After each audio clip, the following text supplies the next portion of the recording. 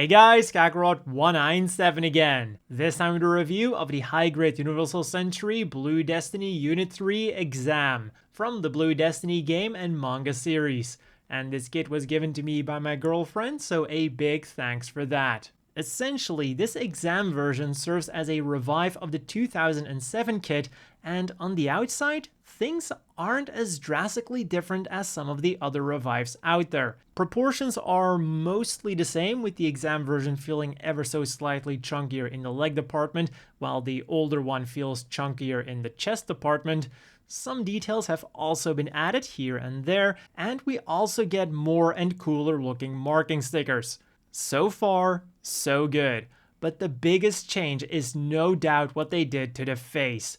They really took the Okawara style to heart and made those mouth stripes quite long. At first, I hated it. But now it has grown on me, although I still prefer the shorter ones. Something that has remained the same then are the seam lines on the ankle guards and the arms. But other than those, they're all nicely hidden. For the normal stickers then, we get the usual stuff, back camera, front camera, and eyes, but now we get them in the normal green color and the exam system active red color.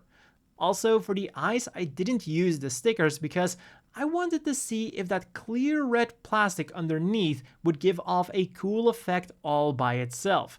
And personally, I think it does. Moving right along, we get a triangle for the chest, a smaller triangle for each of the knees, and another one for the back skirt. Then we get two white stickers for each of the thrusters on the backpack, which didn't look quite as bad as I was expecting. And finally, we get a small dark blue sticker for each front skirt. So overall, we're getting a solid presentation straight out of the box, with my main gripe being that the seam line on the arm just doesn't quite want to close as is. But let's forget about that and have a look at all of the accessories and weapons that this thing comes with. Not only do we get Vulcan guns on the head, which you do have to paint gray, but we also get a pair of Vulcan guns on the chest, and underneath those we get two wire-controlled missiles that have to be painted white. Then when we flip open the leg pouches, we will find two beam sabers inside. And for our two beam sabers, we of course also get two really nice long beam saber blade effect parts. And even though the beam sabers have a hole in them, the hands don't actually have a peg, which might have been useful.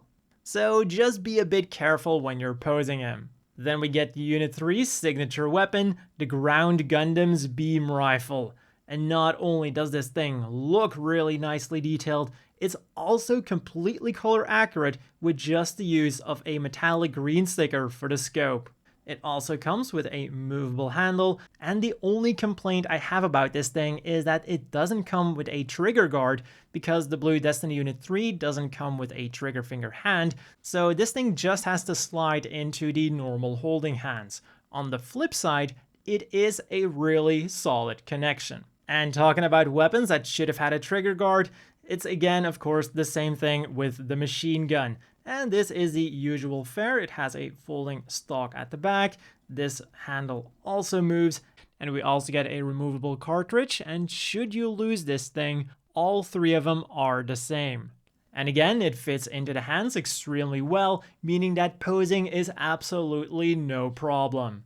And then the final weapon that we're getting is the special double-barreled beam rifle with shield. Now this thing was something that Unit 3 originally didn't come with. It's not featured in the game, but it was like a special thing they introduced in the manga and then decided to give this model kit. And this thing is a really cool accessory. What I also love about it is that you can attach it to both the left side and the right side by simply flipping it over. So if you want to go all out, you can buy two Blue Destiny Unit 3s and attach it to both arms. As for mobility, it does feature a moving scope, and attaching it to the arms is really easy. You just attach the shield part first, and then hook up the body of the beam rifle. And talking about shields, we of course also get a normal shield, really nicely detailed on both sides with some really cool marking stickers as well. The only sad thing about the shield is it just comes with a normal peg connector, so it attaches to the shield on one side and one side only.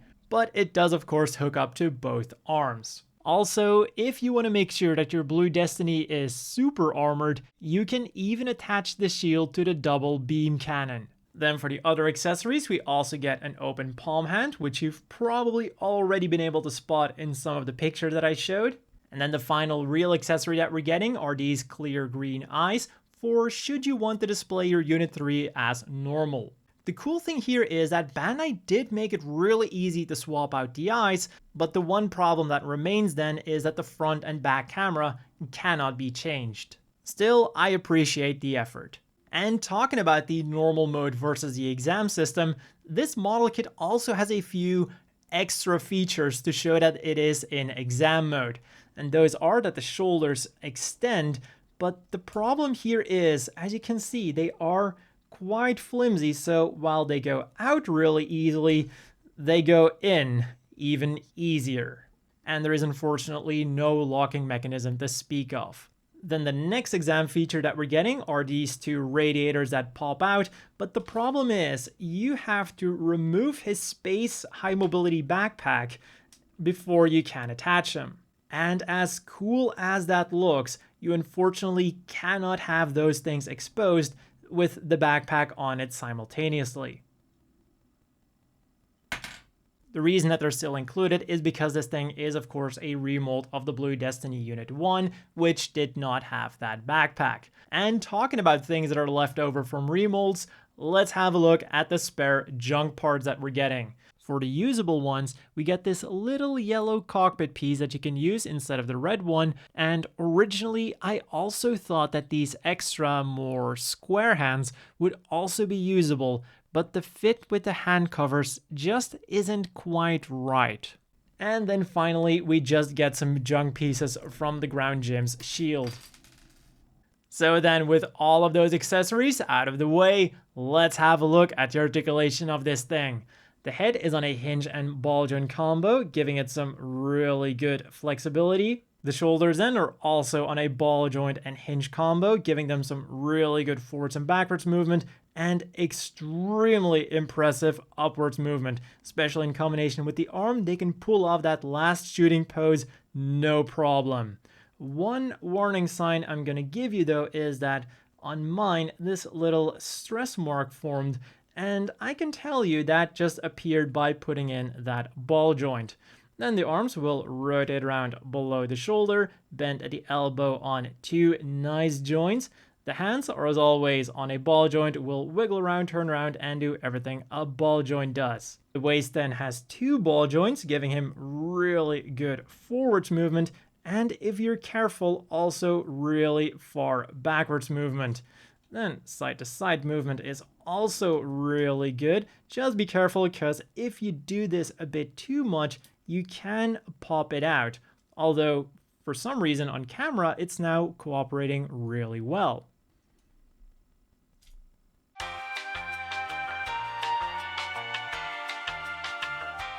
Then we get even more ball joints on the front skirts, which are molded together, but basically separate when you separate them from the runner.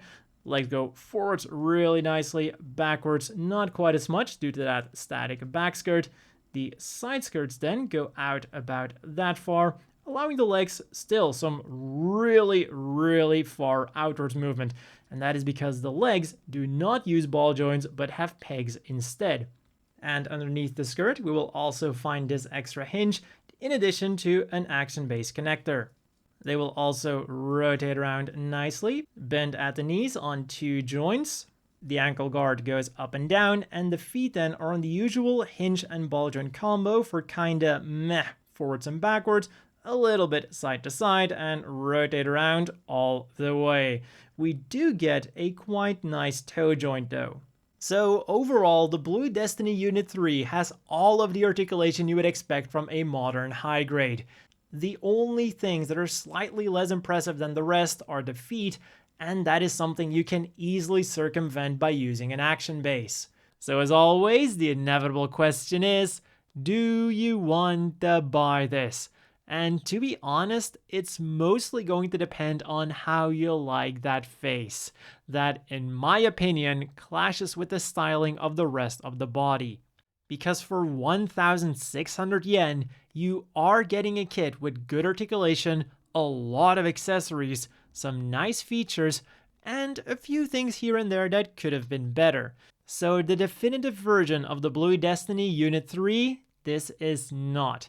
In fact, the original Unit 3 high grade isn't that far off in terms of engineering and articulation, so that one is actually still totally worth considering if you prefer its sharper looks, especially on the head. This new exam version then is the one to get if you really dig those awesome accessories that do offer a lot of bang for your buck, and if you also like that more retro feel that the head has going for it.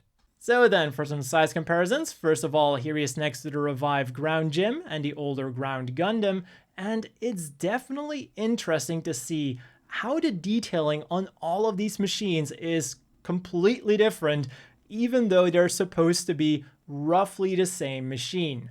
Then next up, here he is next to the Gym Command Space Type and the Blue Destiny Unit 1, the old one. And all I can say here is that high grades have definitely come a long way. And then finally, here he is next to the standard size Gym Custom and the always bulky Zaku 3. And that's all for this review. A big thank you to my girlfriend for giving me this model kit. And as always, another big thank you to the Patreon supporters. I hope all of you watching have a great day, and I'll see you all next time.